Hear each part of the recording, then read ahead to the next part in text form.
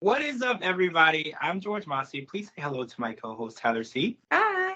Welcome to the George Mossey Show. So we watched You, Me, and My Ex, and this was season 2, episode 9. A lot has happened. So April, Lauren, Roy, and John were not on this episode, but that doesn't mean there wasn't drama. There was a lot of drama. So we have to jump in and talk about this because we're gonna run out of time. I already know. But I want to start off with Alex and Caroline because their baby Bowen was brought into the world and we got to watch it and we saw it. And it was a hard experience for Caroline. She had 3 epidurals and she had 3 days she wasn't allowed to eat. There was a long process for Bowen to be brought into the world, but he was there. He was beautiful. He's healthy. He did have some issues, but he was still able to go home. So that is a promising thing. And his jaundice levels were lowered. That doesn't mean that the stress level between Alex and Caroline was any lower, though, because they just felt like we don't feel qualified, to be there to make sure that he's okay. But guys, you're amazing parents. You're doing an amazing job. And like Caroline's mom said, you don't know what's right or wrong. You love your kids, and then everything else, you just make those decisions based on how much you love your kids. So we approve of everything you're doing. You're a great parent. Congratulations. We are so happy for you guys. Yes, I just wanted to say real quick, congratulations to them both. You guys have come so far in your relationship. We've been on your journey now for 2 seasons. And it's just thank you for letting us be part of your whole birth of your first child and just everything that it entails. He is beautiful. Congratulations to you both.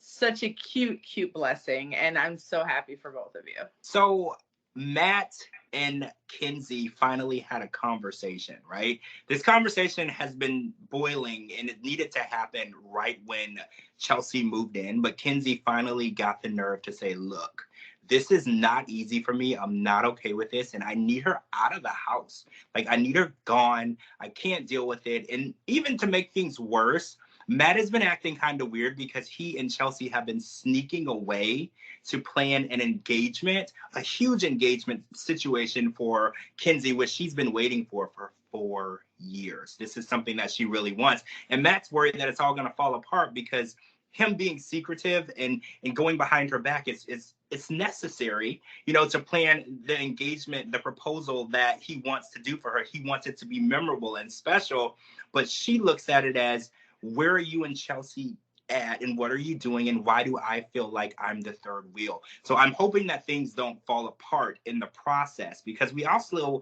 met Chelsea's mom and we see that Chelsea and her mom have a kind of tumultuous relationship, right? And I thought that was interesting because usually mothers and daughters don't get along well until you become an adult and then your mom becomes your friend. And once that transition happens, you guys are like best friends. That didn't really happen with Chelsea and her mom. So I'm hoping that that relationship is saved and then Chelsea can find a place and move out. That way that Matt and Kinsey's relationship can be saved. I just want to save everybody's relationship.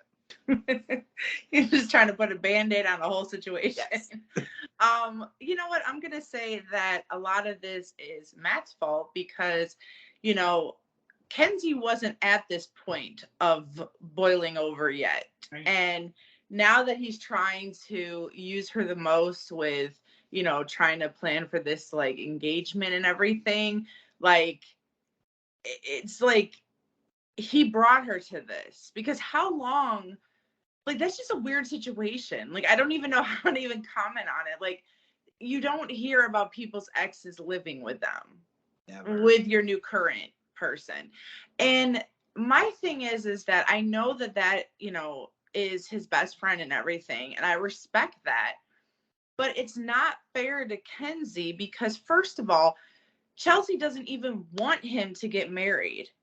Mm-mm. I don't know if it's period or to her or whatever, but how is the person that you're confiding in not even on board with your decision in getting married? I don't think it's fair for Kenzie because she obviously dreams of this moment. He should reach out to her best friend to help plan it because it needs to be set up special for what she likes and what her interests are. You don't want somebody that's going to be self-sabotaging and be like, oh, you should do this, knowing, that it's going to be a recipe for disaster just because you don't agree with the decision making. I think that Chelsea needs to focus on herself and rebuilding her life and her future and her relationships. I think that, she's not going to want to be codependent on her ex-boyfriend for the rest of her life. So I think that Matt needs to let Chelsea like kind of go and grow and become the person that she needs to be. So I want to talk about Jennifer and Chantel because we know that things have been rocky and it was kind of exaggerated and exasperated when they all moved in together. Jennifer did say that things were kind of rocky before that, but now things are getting a little worse.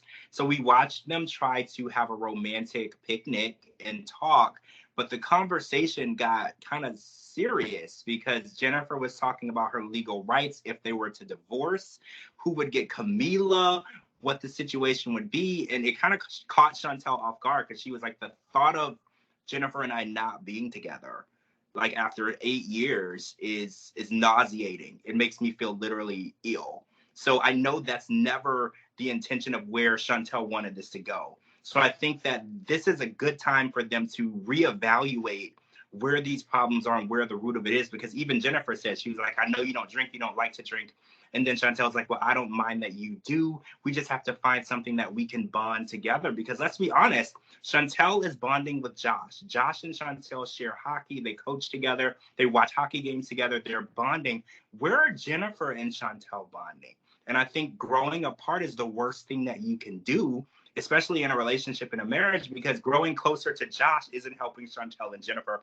And then Jennifer growing closer to Danielle isn't helping Chantel and Jennifer. They're all building these amazing bonds and relationships, but not with the right person. So I think that they're on the right track by having this conversation and talking about it, putting it out there and saying, look, let's find what we can do together that will bring us closer, because what we're doing is growing apart from each other. We're growing closer to other people, but not each other.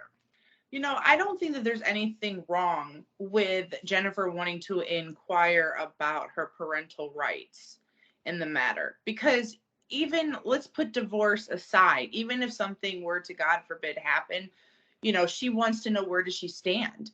Because like, what would happen? Did the courts come in? Did they say, what, we're going to go ahead and give the child to the mother's parents? Or, you know what I mean? Like, where does she stand in all of the matter? So I don't think that there's anything wrong with knowing your rights, especially as a parent.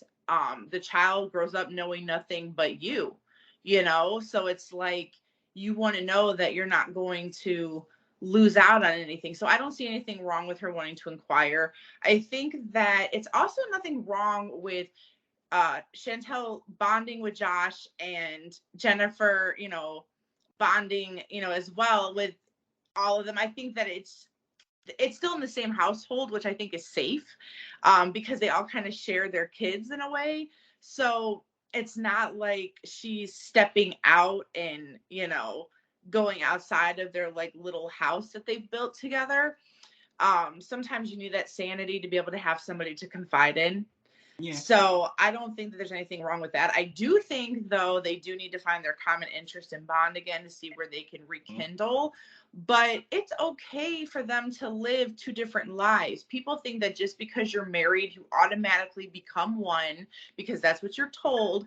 And suddenly you lose yourself and you lose everything about yourself and what you like and what your interests are. And they forget that, hey, I'm a human first, and I'm a mom, and I'm a wife, or I'm a husband, or I'm this, I'm that.